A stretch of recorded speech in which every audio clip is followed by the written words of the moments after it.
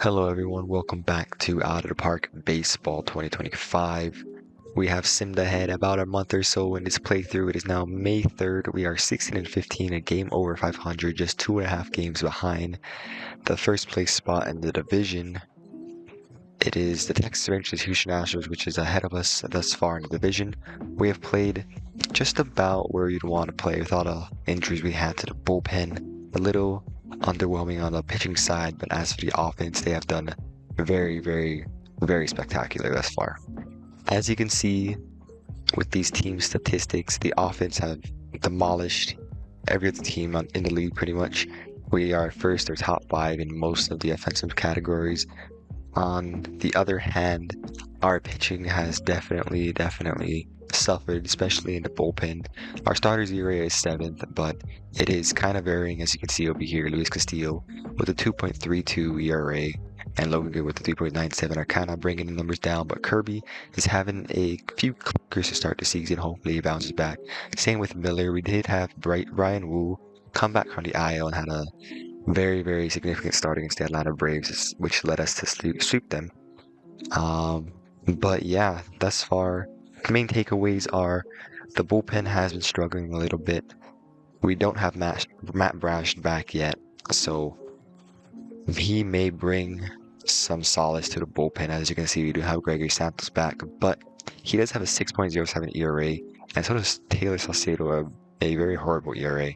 Hopefully those two can turn the season around. Another thing I want to highlight is our defensive efficiency. We are 14th in the league, which is really bad. Pretty much highlights our defensive metrics, saying that we are one of the worst teams defensively on the field. And Pilar hits one back toward the middle. Sosa to his left. Nice play. Spinner right, but he throws it away. Hits the He hit the Maybe look to the trade deadline to kind of improve that. But as of right now, as of what it stands, we are the 14th in the league. Something that I want to point out is our offense, our lineup, our producers lineup just thus far. It is led by a couple of people. We have Luke Raley, who is absolutely performing in 25 games. He has a 210 OPS plus, slashing these numbers. He has hit 4 home runs out, but he is doing phenomenal for us in our corner outfield spot. We also have Luis Arias, 2 offseason acquisitions that we didn't have on the team last year. They are definitely helping his lineup. Both putting up very nice numbers. It may not mean nothing to y'all, but understand nothing was done for me. Julio Rodriguez also doing well.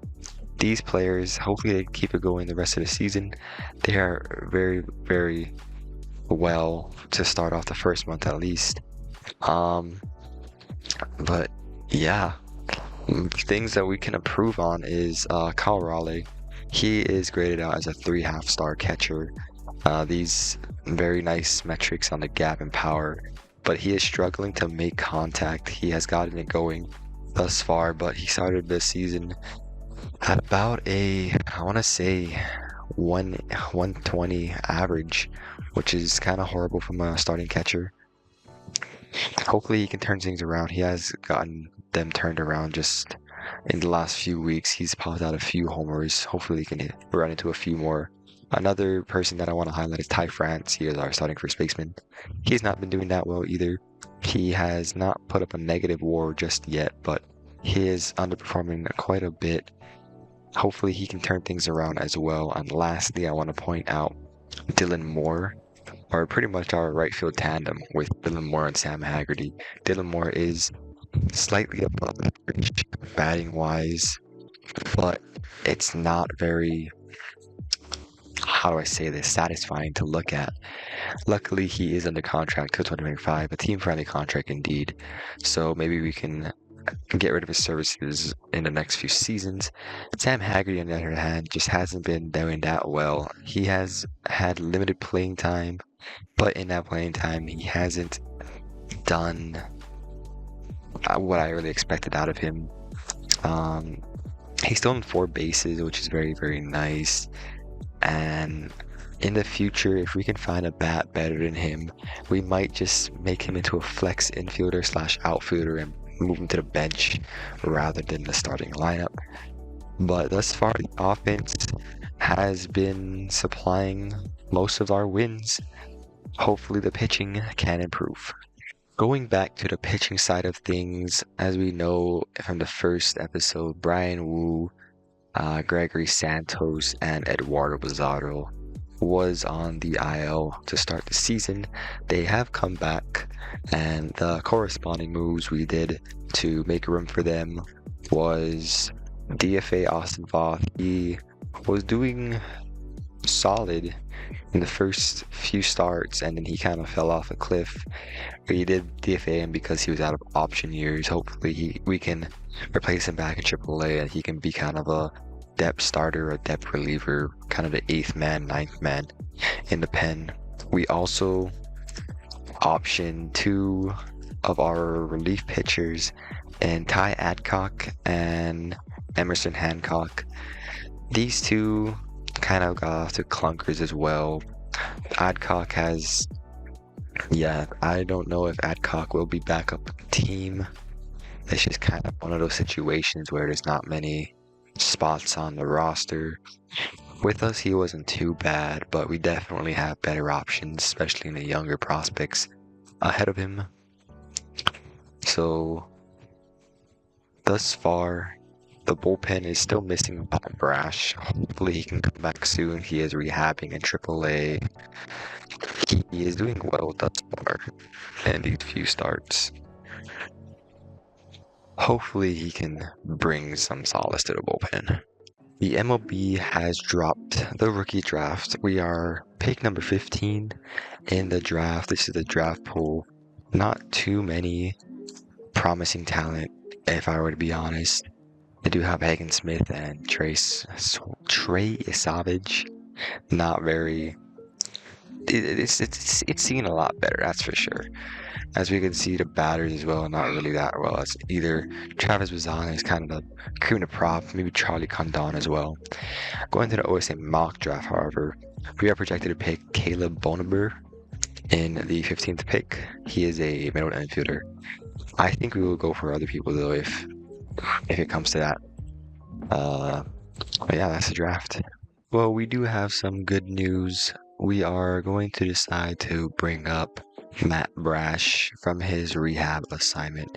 He threw for a little bit just because we wanted him to be real healthy. He is coming back from elbow inflammation, which is a very, very dangerous and scary injury to have, especially towards a pitcher.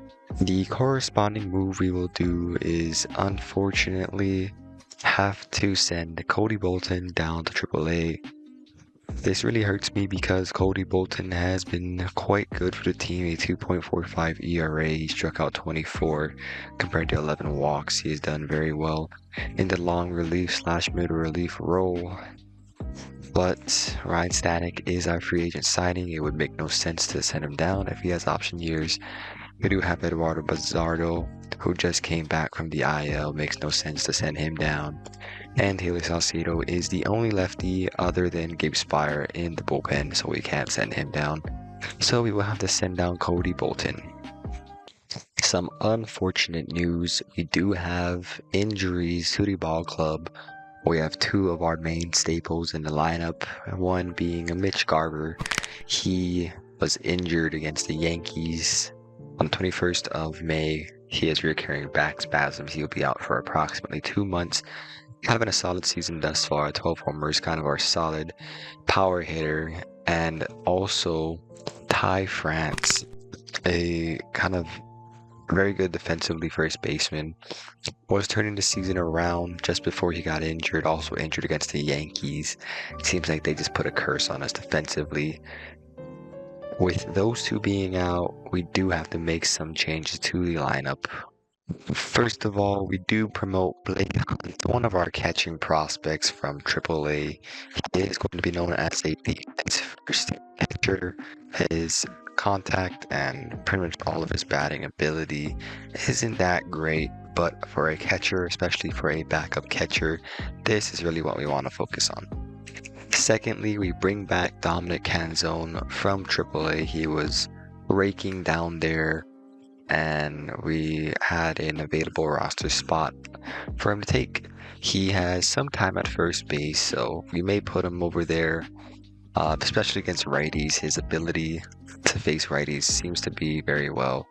So this is how the lineup will grade out thus far going into the season. Oh, wow.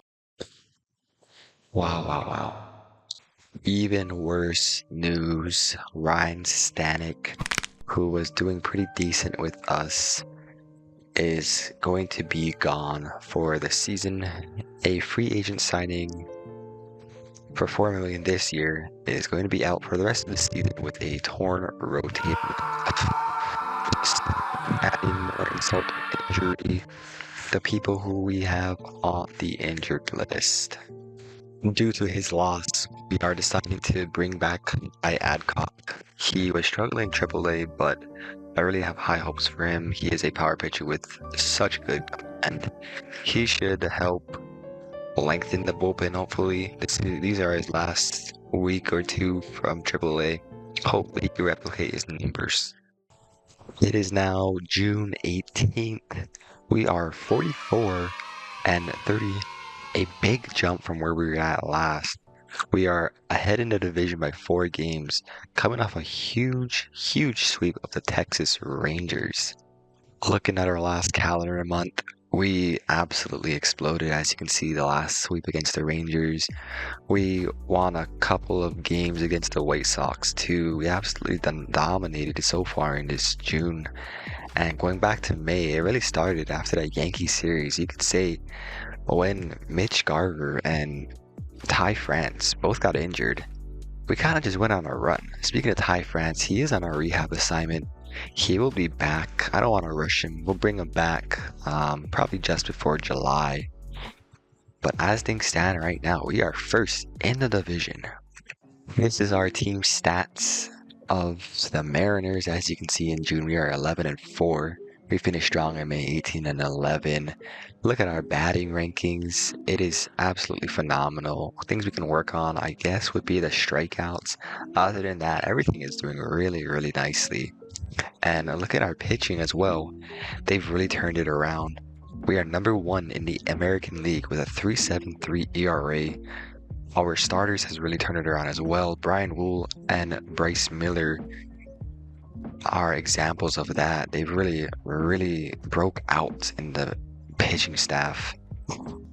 So looking at the pitching staff, as you can see, looking at the top, we're going to be sorting it by ERA plus.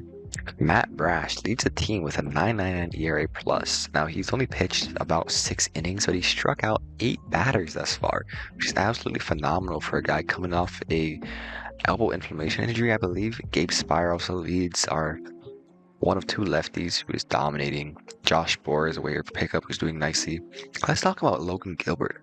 Last time we saw him, I believe he had a high 3 ERA. Look at where it's at now. It is at 2.18. He's absolutely been dominating these last few months. Yeah, I mean, look at this. He has 79 strikeouts, 2.18 ERA. He's definitely helping the team win. Edward Rosado, another bullpen piece that we acquired off the injury list, is helping the cause as well. Luis Castillo keeps on shoving, 2.73 ERA. I mean, all of these guys are really helping us. Bryce Miller, Brian Wu, doing their part as 4 or 5 starters. It's been absolutely phenomenal for this team thus far. Our struggles, however, Andres Munoz, our closer, has been kind of struggling. He has a 4.56 ERA, and he's blown quite a bit of saves. He has 13 strikeouts, or 13 walks to 36 strikeouts, and a 4.56 ERA, which isn't that good. We have to really improve on that from a closer standpoint if he wants to keep the job. And of course, George Kirby, he is still struggling. He is young, however, we still have him on the ARB contract, $740K. If anything, that just makes him even cheaper to us to extend if we want, because I know the owner wants to extend him. And lastly, Taylor Saucedo. I think I will start to look for a left-handed reliever or 2, because Saucedo just seems to be struggling with us. He doesn't seem to have his same form last year. He's already walked nearly as many batters as he walked last year. We really have to improve on that.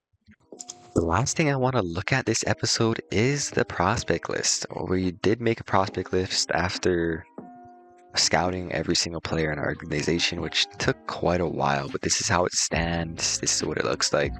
People that I want to highlight is Eric Ford. The last time we saw him, he was a 3.5 catcher. He did go down to 3 stars, unfortunately. That's just how the game works, but it's not like he's doing bad in AA at all.